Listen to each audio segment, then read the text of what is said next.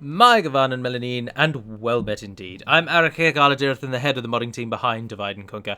Welcome back to another faction overview, and this time, Rohan. Now, I know you were expecting the Orcs of the Misty Mountains, and I have opted to move them out of position and bump them to a bit later, because I kind of hope that we do something a little different, and at the moment, much like Rohan, they have virtually nothing different from the last faction overview video. But given the fact that they've lost the Ruidar units, I'm hoping we might be able to find something to jazz them up with. So I wanted to bring you something a little bit more interesting when we come to them.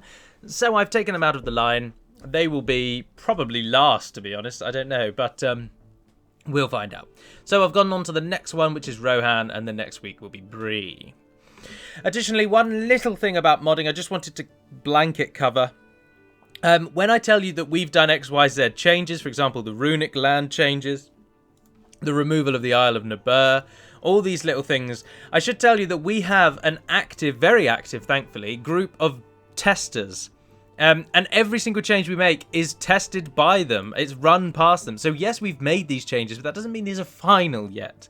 They will be tested, they will be agreed or disagreed, and for those of you who disagree with certain things, like a gentleman disagrees with the weakening of Rune, because obviously he hasn't actually played with it yet, so he doesn't know how it works, but that's by the by. Feel free to cast aspersions as much as you wish. These things have been tested, and they have gained assent from the testers. I don't think that really works, I think that's only royal assent. I'm talking about English. So we speak about all this before we do most of it. Like we say, and we're planning on weakening Rune, we've got a few things in mind. What do you guys think? Yeah, go for it, try it out. We try it out, they test it. We test it all. The only things that, like, our testers don't really get a say in are really minor things. For example, this town being called Brown Boat. Yes, like, I've put my foot down. That town is going to be called Brown Boat, but it is not game-breaking. That's not a massive change or anything like that. So rest assured that it's not just me and Hummingbird sitting in a room somewhere making the game as fun for us as we want, building the game to be what we want it to be. Sorry, with Elite Dwarf as well. But at the moment he's a campaigns model, blah blah blah. It is testers. There are people. We do get feedback. We do question. We do go out there, put the feelers out.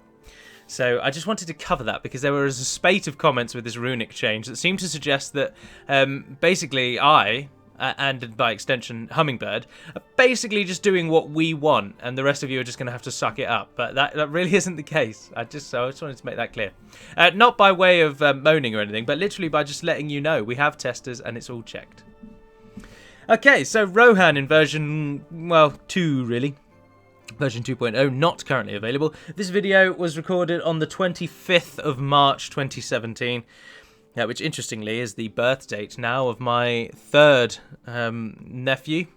Well, yeah, my nephew was born today.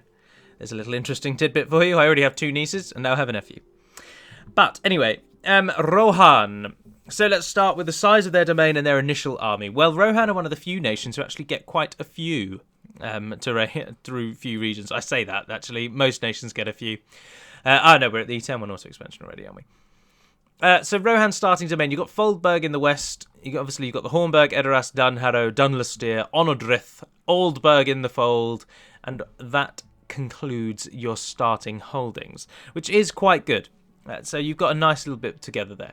Now, in terms of your army, though, you've mostly just got militia in all of your towns. You haven't really got anything that great. I mean, Dunharrow only has a general and nothing more. There's a few militias there. Rohan Riders, very much the bread and butter of the Rohirrim army in the early stages. There's some Helmingas with Erkenbrand in the Hornburg, and Gambling has some more militia there. Aemir over here in the north, he does at least have a unit, at least a few units of cavalry with him. So he's a cavalry-ready army, possibly to go for Rochberg or to bring him back and attack Isengard. That's up to you in a while. But so you can gather together about 1 full banner army from game start, and you've got a reasonable domain. So then let's look at your leader, capital, unique bodyguards, and any outstanding settlements. Well, of course, your capital city is Edoras, and this is a new strategy model created by the Elite Dwarf. It used to be basically the same, but he's just sort of improved it. And that's your capital. And from here, from the Golden Hall as well, you get your diplomat. Your leader is, of course, King Theoden. And there he is with his own unique look. And he has Rohan bodyguards. Rohan, like Dol Amroth, were extensively questioned. And we settled on that they should not have custom cavalry bodyguards. Obviously, we removed custom cavalry bodyguards from almost everyone in the game because they were just way too powerful. And Rohan were one of these. When Theoden and sometimes Theodred and Eomer, when they had unique cavalry bodyguards, they were outrageous. I'm talking Royal Guard. They were just way too powerful. And Theoden, almost on his own, could deal with most of Isengard. So they have been reduced just to normal. So you don't actually have custom bodyguards, save for your loyal defender of Helm's Deep, Erkenbrand, who I believe has Helmingas. Yes, he does. Look at that. Didn't even have to look that one up. What I should just state as well, though, is that Rohan do not get a custom general model. A custom general campaign strategy model. So, because Theoden has a unique model, as you can see there, that's what a standard Rohirrim general looks like. This is what Theoden looks like. Because Theoden is unique, Eomer is unique, Gamling is even unique, interestingly. Or Hammer, sorry. He has custom bodyguard. Guards of the Mediserve, that's cool. So Hammer does have a custom bodyguard. Because they are custom, it means there isn't a generic custom leader. So once Theoden is dead, your new leader will just be normal. He'll just look like a normal leader. Unless, of course, it's Eomer. So do just keep that in mind. So then, most of your towns are fairly nondescript, but do remember that Edoras is, of course, already a huge city, and the Hornburg is already a citadel. Neither of those can grow. They're as big as they can be, so they are very, very useful. We'll talk more about that in economy. So, Rebel expansion. Well, as you can see, at the turn 1 point, your options are north, and north alone. You can try and cross the river and perhaps get to Gellebrinn before Mordor, but you're probably not going to want to do that, because then you're going to bring down Dol Guldur, Mordor, and Isengard on yourselves unwittingly. So, Rochberg and Tirith Anduin. Rochberg, interestingly as well, has the, well, when you all get your hands on version 2, it has the new Wildmen model, courtesy of Europa Barbarum 2. Many thanks to them for that. And there's the campaign strategy model that marks that new settlement. Tirith Anduin is just a standard Northmen town.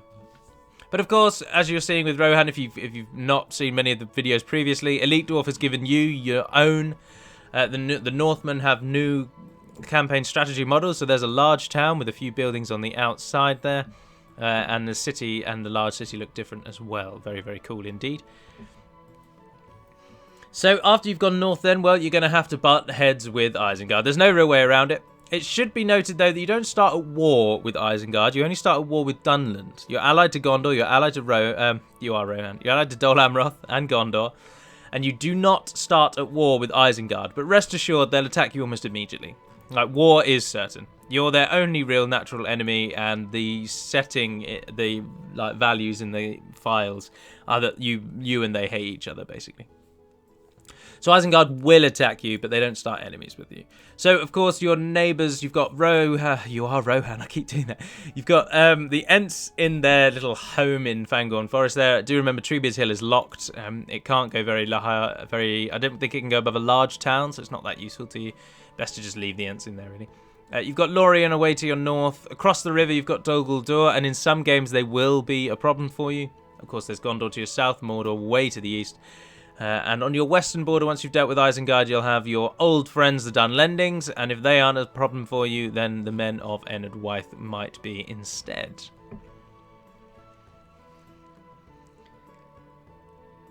So then, next stage, your economy and your buildings. Well, you are no longer locked in any way. You can build right up to the largest city size, which is a large city, and you can build up to a stronghold in the castle line. So no restrictions in terms of buildings, which means you can make money as well as most. You're not going to make as much money as nations like Bree or Dorwinion, who are kind of set to make money, and that mostly comes because they've got really valuable resources in their lands. Some of the game's most valuable resources are wine, which Dorwinion have a lot of, and the new Hobbit village is actually the game's most profitable resource. And of course the Hobbits have quite a lot of that, and that's pipeweed basically. It's a world-renowned resource, and the Hobbits get a lot of it. So Bree and Dorwinion are in a realm of their own with making money, along with nations like the Dwarves because of the mines, and of course Harad because Ancaragmir is just such a moneymaker. But you are just average. You are average moneymakers. Now, in terms of what buildings can you get, we need to go to an actual building to do that. You can get a Horse Breeders Guild along with your normal Warriors Guild. Now, the Warriors Guild will give you a Pole Turners Guild and a Royal Pole Turners Guild. That's the standard Warriors Guild. It gives you melee bonus. So you get a melee weapon bonus in the town that the building is in when you get a Pole Turners, and when you manage to get a Royal Pole Turners, you'll get morale bonus to troops trained in that region and an experience bonus to every troop in your nation. You don't get the third tier of the guild, so no concerns there. Now, the Horse Breeders Guild, you do get all three, and this just gives an experience bonus for cavalry, as you can see, and it gets better as you go up. Now, do bear in mind that the Master Horse Breeders Guild, you will get one of those somewhere in your nation, but at your stables, there's only one of those in the whole world. So you're competing against Dol Amroth and Khand for that third tier, and trust me, Khand will beat you to it. So don't even try. Well, I mean, that's defeatism. You can try, but it's very unlikely that you're going to get there before Khand. Other than that, nothing really unique about Rohan. You're a very standard faction. So then, script. So there are actually something other than the garrison script. We'll talk about the garrison script first, because this is the first Northmen faction. So you're going to get a garrison where all the Northmen live, and this means you'll get one in the Hornburg, Edoras, Dunharrow, Onodrith, Dunlastir, and Foldburg, and Oldburg. Possibly Tirith Anduin as well, I can't quite remember if you get on there. But you'll also definitely get one in the three lands of Dorwinion if you make it all the way over here. Should you make it all the way up to Dale, you'll get one in Dale and Esgaroth. And you'll also get one in Bree and Arquette. And the four regions of the Shire as well, because you share the same culture as Bree. Oh no, have they been changed to middlemen? They might have been changed to middlemen. You don't share the same culture as them. You certainly don't share the same culture as Dunland or Enid Wythe, actually, but I can't remember if Bree, no, I think they are middlemen. It's Anduin, isn't it? Sorry, I've lied to you. So you'll get a culture, you'll get a garrison in Dorwinion, in Dale, and in the Vale. So Framsburg, Meithelburg, Sellerberg, Fenberg, Leotholt, Dwinberg, Forodrine, and Roskabel. You will also get a garrison there, which is a lot closer to home, so this will be the real region where you get it. Of course, you get it in your own heartlands as well. And usual spiel, any region that is currently rebel, take that region, upgrade the town one level, or castle, and you'll get a garrison there as well. You will never get a garrison in the homelands of anyone else. You'll never get a garrison in Gondor, Dol Amroth, Mordor, Harad, Rune, Bree, Enidwaith, Dunland, none of them. So remember that. So then the only script that actually does affect you, which is unique to you, is the Glittering Caves. Now this is a very basic and simple script, and it just requires that you get good faction standing with all of the Dwarven nations, Khazad-dûm, Erebor, and Ered Luin. Oh, I think it's since been changed. You need to certainly get an alliance with either Ered Luin or Erebor. I don't think Khazad-dûm were actually added in, so I can't quite remember on that one. The script's really old. Zarathos made it, actually, and he's been gone possibly 2 years now. But I'd certainly know that if you ally with Ered Luin or Erebor, that kicks the script in, I believe. And essentially all it is that over time there's a few little events that trickle through. You get asked to build and upgrade the Caverns of Helm's Deep. You can say yes, you can say no. There's no point saying no because there's no benefit to saying no. And at the end of the script, they will rebuild the caverns and it will become a little dwarven colony, which will then give you a unit of dwarves in Rohan armor, which look really cool, courtesy of Hummingbird. But it also gives you, way better than that, is it also gives you a tier of blacksmith that was previously unavailable to you. So in the blacksmith in Helm's Deep, if you get the Dwarven Glittering Caves, it adds an extra tier to the highest level blacksmith that you get. And it means that you can upgrade some of your better troops. You can upgrade them, whereas before you couldn't. Which is cool. Very cool indeed. But that really is the only script. There's no real script regarding Isengard. They will just attack you pretty damn quickly because they like to do that. And there's no script about alliances or beacons or anything like that with Gondor. You're just allied to them, and that's it. So no real scripts there, I'm afraid. So then key map changes since the last faction overview video. Well, the key map changes are the introduction of the region of Rochberg. This used to all be Tirith Anduin, but now has been split and Rochberg has been added. And I think that's about it. In terms of key map changes, I mean, Lothlorien's now surrounded by rivers, as I always bleat on about, but that won't really affect you. There's no real changes to Enid Wythe. Oh, I mean, Londangren's been moved slightly further north. because it used to crash the game when it was placed down there for some reason, so I've put it there now. But that, again, a very minor change that shouldn't really affect you. I suppose the forts are different. So there's a Gondorian fort if you're fighting that one. That one's a standard Northmen fort, but then there's a lot more Wildmen forts in use over here now. And Wildmen forts in version 2, thanks to a change I've recently made, again, thanks to the Europa Barbarum team for their Barbarian models. The Barbarian fort is now more like a city, actually, and it's quite a fun battle map. It's a bit basic, but it's still good fun. And it's reminiscent of what a Wildmen fort might be. A big wooden wall with mud huts in the other side. It's good. It's also now actually one of the best forts. So the Wildmen fort, the Gondorian fort, and the Dwarven fort are all proper castles where you can put men on the walls. Along with the Northmen, actually. In fact, every fort is now one where you can put men on the walls. So that's good, I suppose. Oh, apart from the Orcish one. The Orcish one does not have a wall. So that's really it. The key map changes, I think. I'm pretty sure. I've never played as Rohan, not in any real capacity. I've played them once on Third Age Total War without any mods attached. And we're talking 5 years ago. Or like a really long time ago. So even now, I've still never really played as them. Tips and difficulty. I would suggest trying to take out Isengard as fast as possible.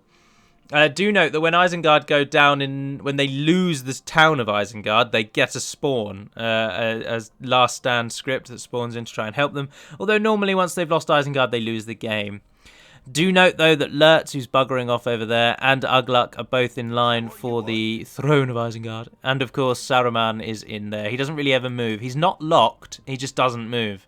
So you can kill him by taking that town, really. Excuse me, sorry.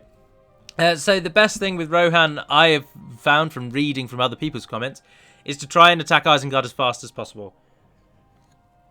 Do also note that this river crossing, which is now the only river crossing, that is a unique battle map, the Fords of Isen. You may have seen that on my original channel trailer. That was at the Fords of Isen battle map. And basically it's just a bridge battle where the bridge section is really extended and the enemy has to trudge through quite a lot of water, and they go through it very slowly. And you've got some sweet-ass hills on either side of the river as well. It's a very easy river crossing battle map is what I'm getting at. So the Helmingas, the superior, or the only, they're not really that great, but the best Rohan archers that you get, which are the Helmingas, if you can get them and get onto that crossing, you can hold Isengard quite nicely. Another tip is to try, somehow, using superior diplomacy, to make Isengard attack Enid Wythe, because if Enid Wythe get involved against Isengard as well, then you've got a real win-win there. A massive plus. Of course, do note that whilst you can hold that river crossing there, the enemy can cross in Bregnas, just there. That's the next nearest crossing. And then, of course, they can just come through this side. So they can get past without having to go across the Fords of Isen, but it's a long way round. And Derwath is only taken at turn 1. They don't own that from the game start, although that's essentially game start, isn't it? But I mean, this town has not been designed to be owned by someone at turn 1, so it's got no infrastructure. So it'll be a little while before it's helping them out. Finally, I was just going to say... Oh, Arvadoom did mention, you start the game with 10,000 gold. And you immediately lose 300 gold. So you need to do some quick thinking at the very beginning in order to actually just make money. So there's just that to mention as well. So I think that's it for the campaign side. Apologies for the spike in voice level there. And we shall move over to the battle map side. Welcome to the battle map half of the video, and a quick glance at Rohan's overview here gives you one very massive indication of Rohan, and arguably why they are the preeminent cavalry civilization, and that is the outrageous amount of cavalry they actually get. You only get two foot archers, and both of them come before the barracks event. In terms of infantry, you get at least some at every tier because the game really cannot handle cavalry heavy archers, and if Rohan didn't have infantry, they would just die every time without fail. So they need some infantry, so we couldn't make them a pure cavalry nation. And then, of course, you just get an outrageous amount of cavalry. You in fact are the only nation in the game, Canned included, really, who have a militia, a mainstream, a post-barracks event mainstream, and elite tier of cavalry. You just get something at everything. Dol Amroth are very much an elite cavalry nation, and their elite cavalry is better than yours. There's no way around it. The Royal Guard are not as good as the Swan Knights, the Knights of the Tirithayar, or possibly even the White Knights. So they've got better elites, but they're not a better cavalry nation. And Khand have really good cavalry archers, but again, they don't get as much choice as you in terms of just raw unit variety. And they don't get as much variety within their cavalry. Mostly just focusing on cavalry archers. So you are the game's main archer cavalry nation. But we will start with the infantry as we always do, because you will probably find your army has a lot of infantry, so you'll need to know what they at least all are. I should also just point out at this stage that the only new units from version 0.52 are the Guards of Meduseld, which are just dismounted royal guards, so not even that new really. And the very cool Riddermark Heavy Cavalry. They are one of Rohan's armor-piercing options, and they are very sweet. But we'll start with the infantry. So down at the very front, you've got Yorling Militia and Yorling Axemen. And these are your real militia troops. Well, to be honest, the Yorling Militia are your real militia troops, and they really are. 225, like they're piss poor, if you'll pardon my French.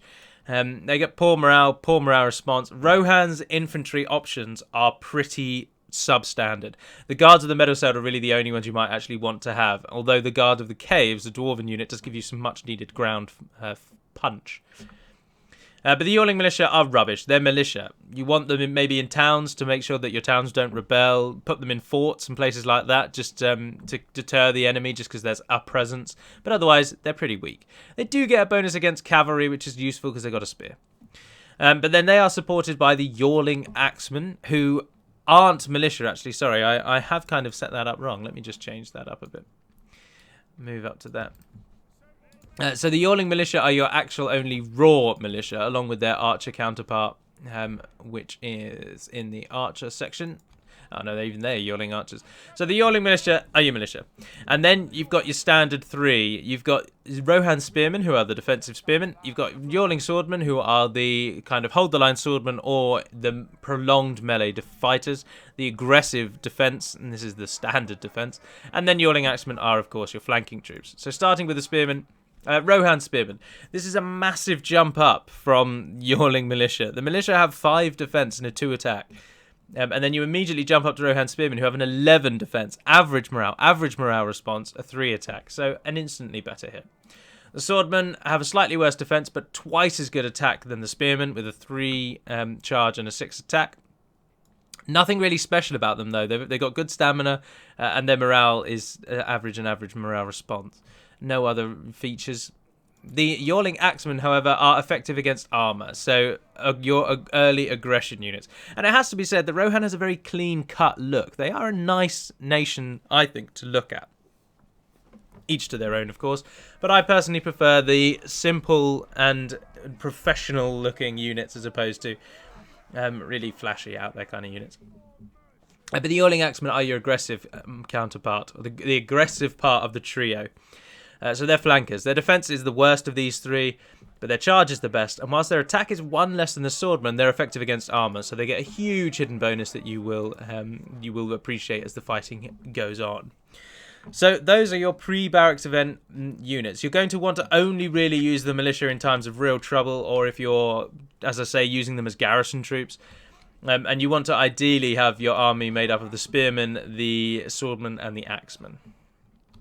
And supporting them are your 2-foot archer options. You've got Yorling archers, who are your entry-level archers. Now, it has to be said that because Rohan only gets 2 options, your archers aren't actually that bad, but they're not going to win any awards. Their defense is 6, so very easily killed when they are engaged in melee. Their missile attack is only 3, which is pretty poor. But of course, arrows are the silent killer. They're the units that you forget about, and they end up killing loads, as most of my Let's Plays have proven. So a 3 missile attack is actually pretty good. As long as they're not engaged in melee, they will do damage. They will hit the enemy quite nicely. Their range is very poor, though, and they've only got 18 missiles. So, as I say, all round, not really that great archers. Now, the Helmingas as well are the first unit that we've come across that are now AOR. These are only available in Helm's Deep. I am all over myself. Sorry, I've been out all day. I'm quite tired. they are only available in Helm's Deep. So whilst they are actually quite good troops, their defense is 14, their melee attack is 8. I mean, they're better in battle, in melee battle, than your standard melee option, the Yearling Swordman. And of course, their missile attack is 5, which is only one below a human ranger. So they are really good archers, but they're so rare. They're so rare. They only come out of Helm's Deep. Their training, their replenishment time is average, but because they're only trained in one location, it means you just barely get any of them. So when you can get them, do. And always choose Helmingus over the Yearling Archers, even if money is tight, because these are rare and better. And these are plentiful and worse. And that should be enough to make up your mind. So that's all of your archers done. We won't be back over this side at all. And this is your pre-barracks event options. And your pre-barracks event in the cavalry side, it looks like this. To start with, you get one of, as I say, one of the few nations who has a militia level cavalry unit. And they are the scouts. And they really are militia level. They got 3 defense, a 3 attack, and a 5 charge. They're literally only good at chasing down units that have routed or making units rout. They are useless if they are engaged in melee, and they are particularly useless if you let the enemy shoot them. They really are just terrible. But they're there to mark the fact that Rohan are a cavalry nation, and they have loads of cavalry options. And even these guys will come in handy at a pinch, because cavalry is so OP in this game because of the game's mechanics. So never to be underestimated purely because they are cavalry, but also never really to be feared by a smart commander. So then you come to the first units you're actually going to properly use, and we'll start with the mainstream unit for Rohan, the Rohan Riders. These are your absolute bog standard bread and butter cavalry unit. A 10 defense, very reminiscent of most entry-level cavalry units. Their attack is 4, their charge is 6. Again, pretty standard, not really that great, but it is still good enough to cause enemy units to rout, to get a good flanking charge. They're not going to go down immediately if they get caught in melee and accidentally forgotten about, which some of us subpar players do, myself heavily included. But obviously they're also not going to win any awards. But they are supported with 2 ranged options before the barracks event. So you've got the Riddermark Skirmishers. Now, of course, you're up against Enid Wythe eventually. Almost, you probably will be. It depends how you play, but... and their javelin cavalry is better than yours, so do bear that in mind. But at least you still get some. I mean, their missile attack is 12, which is really good. Their defense is 12 as well, so again, if you forget about them and leave them in battle, they're not too bad. They're effective against armor, so this is one of the key units in your campaign against Isengard. Remember that the AI Isengard gets a scripted spawn at turn 1, because otherwise it's so easy to defeat Isengard. The scripted spawn has been in place for years, literally years. Everybody knows about it, although 1 or 2 people still come across us and say, oh, the game's broken, I'm being attacked by trolls. And the game's literally just started. The barracks event doesn't work for Isengard. Well, it does. Isengard get a unit of trolls at turn 1 when you fight against them. And this unit is basically here to take those trolls out. So do remember that. If you're struggling as Rohan, just restart, pump all your money into Riddermark Skirmishers, and laugh off that spawn that comes at you. Also, remember that hit and run is Rohan's absolute friend, and all you'll be doing for the entire game. However, Rohan do have a little hidden niche, which we've run into with the first unit, the Riddermark Skirmishers, and that is that quite a few of their units are actually restricted by their homeland in a similar way to Dol Amroth. So the Riddermark Skirmishers are only available in basically the 6 or 7 starting regions that you get, and possibly Tirith Anduin as well. So they will be plentiful against Isengard, but not so plentiful once you break out into the wider world. Their range is 65, and you get 5 missiles, which is pretty damn good. And their attack's not too bad once they've run out of missiles. So they are very similar to the Helmingus in that they're kind of better than your standard cavalry once they've finished throwing their missiles. So really useful unit to have. And lastly, the archer option many of you will probably go for, the Aered Horse Archers. The Aered are not amazing, but they are going to do the job because cavalry archers are quite powerful in the game. Average, 6 missile, 3 missiles, 6 melee, 5 charge, 7 defense. They're not very good cavalry, but they're average archers, so you can use them. Their range isn't that great, but they get a lot more missiles than the foot variant, so you can use them for that. One thing I just want to touch upon before we go into the barracks event is that Rohan's horse is totally unique to Rohan. You'll notice it by having that leather guard over its head. And almost all of Rohan's units have this except for the scouts. And this horse is a unique horse called a Rohirric horse, or whatever we called it in the files. And as a nod to Rohan being the real masters of the cavalry, all of your cavalry units are faster than almost everyone else. There are one or two units that are faster than you. So the White Knights of Dol Amroth are really fast. The Elder Rinway and the Imladris Riders are really fast. But overall, the Rohan cavalry is all faster than almost everyone else. This special, unique horse is one of the fastest horses that we've got in the game. So Rohan's cavalry is all faster than everyone else's. So you won't really notice that because all of your cavalry will look like it runs at the same speed. But if you compare them, say, to the scouts, for example, you'll note that most of your cavalry run faster than the scouts. So then we come after the barracks event. So the barracks event hits. These are all the units you've been playing with for a while, and now you've got all these new ones that jump in. Well, for your foot options in the after barracks event, you get some pretty cool options. You've got the Eored Heavy Footman. Interesting little tidbit for you. That little accent over that E just means that you separate the sounds of E and O. So it's not Yored, which it is with things like Yawl. Although this is named after him, so you think it would be. But essentially it just means you split that sound. So it's not Yored, it's Eored. Yeah, just a little thing if you're interested about that. But you get the Eored Heavy Footmen, and their defense is now actually quite good. Now, do remember that Rohan are not an infantry nation, and after the barracks event units have a similar defense to the units that Gondor get before the barracks event. So, again, you're really not going to do much with your foot infantry. But these units will hold the line very nicely. A 5 attack, 3 charge, you get a bonus against all kinds of mounts because you've got a spear. And you've got good morale and good morale response. Like, they won't go down that quickly, but equally they won't take many people with them. But people that will take someone with them are the Riddermark Axemen. Now, the Riddermark Axemen, again, are restricted by needing a native province. Anything with Riddermark in the name needs a native province. But these are beasts. These are another great flanking and strike unit. Effective against armour, of course, so that they can help you drop anything that Isengard sends if you're still fighting against them after the barracks event. Very unlikely. The Isengard-Rohan fight is normally decided before the barracks event. Normally decided within the first kind of 25 turns, really. It's just the way that the game goes. It doesn't like people being as close as they are in this game. But their attack is 8, charge is 6, defense of 15. Very good strike infantry. Again, not a new unit. But then we come on to Rohan's really unique unit. And here they are, the Guard of the Caves. And as you can see, they are dwarves. But they are clad in the garb of Rohan. But with dwarven stats. They have a 25 total defense. They are arguably your best ground unit. Like, the Guards of the Medicell do have 28, yes, and attack 8, charge 4. But the Guard of the Caves have an attack of 9. They can shield wall. Their defense is 25. They're really powerful, and a good reason why you want to go after the caves, because you'll get these guys. Of course, they only train out of Helm's Deep, and they're very rare. Like, their replenishment rate is really slow.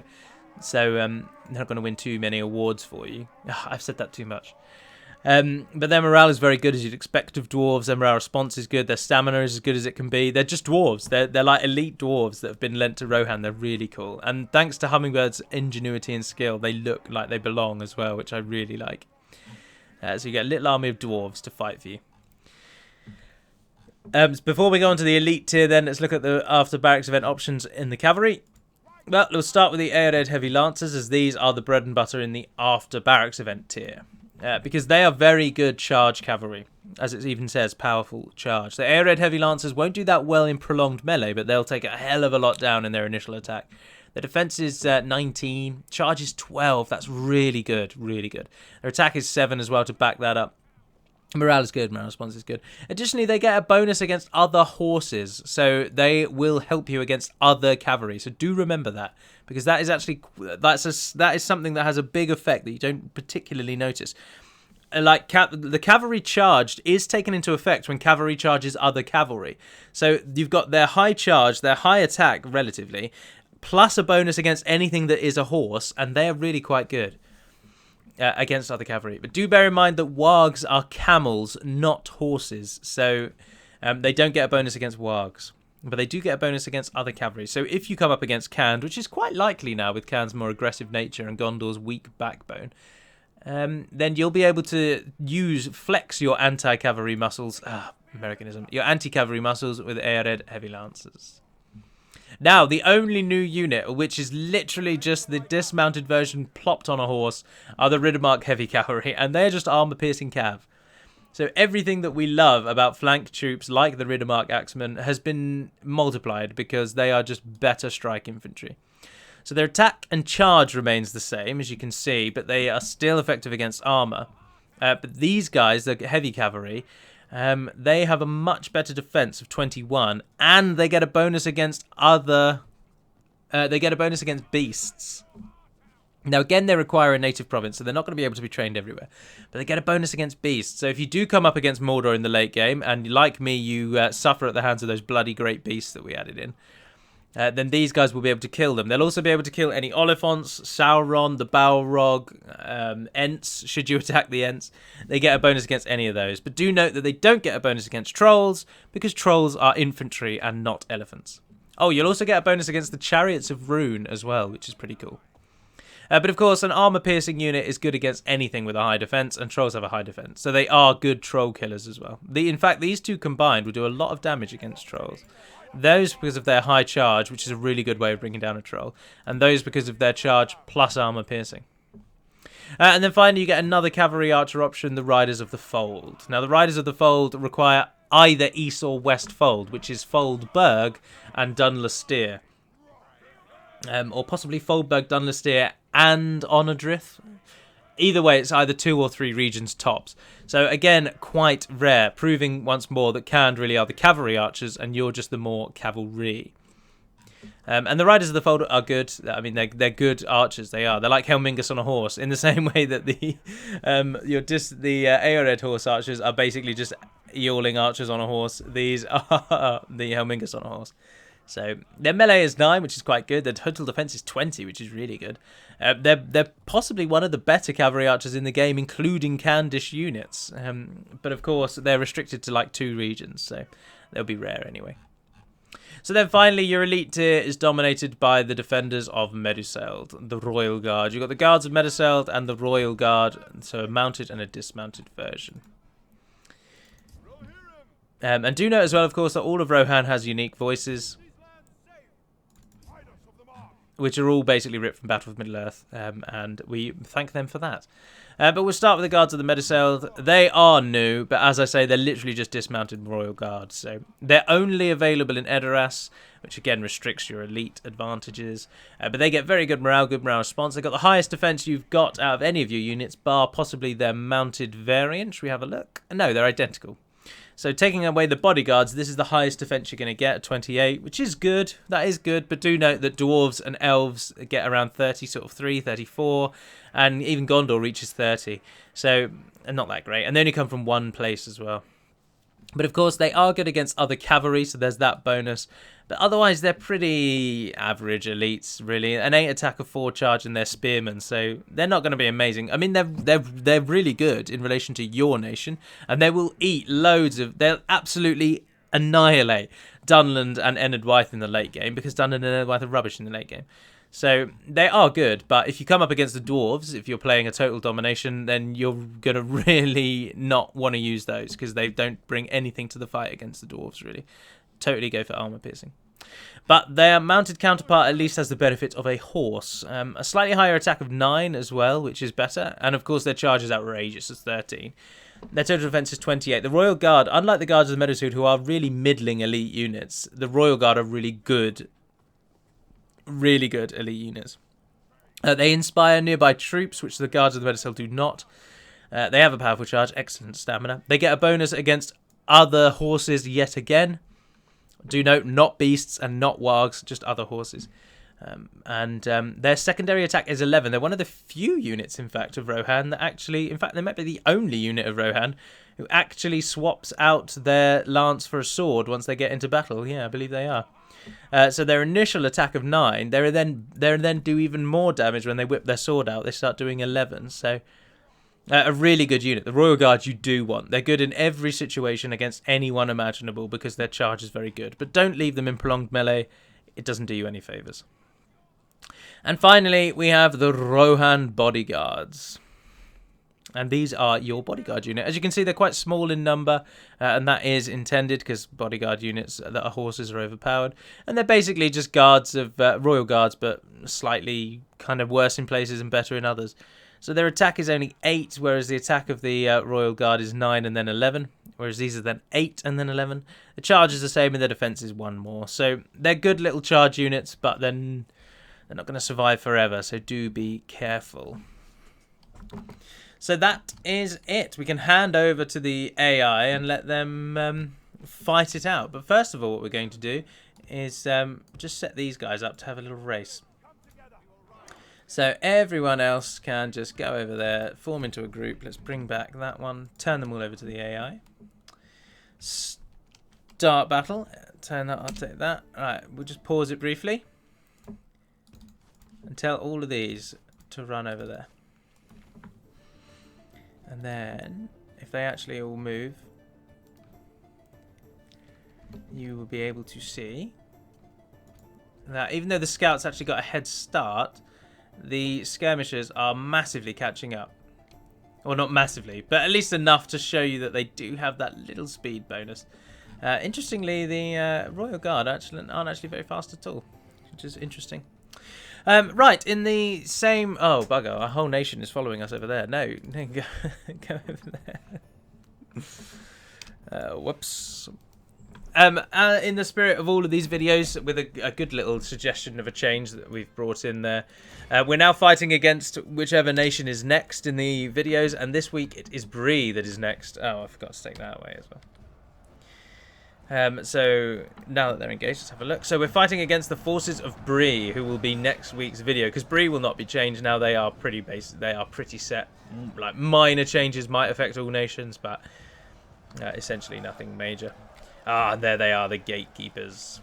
Interestingly, somebody this week did write a comment about they thought the gatekeepers were are really good, and they are up there with some of the best units of other nations, and the gatekeepers are really powerful. And I countered saying, well, they're only available in Bree, so that's their downside.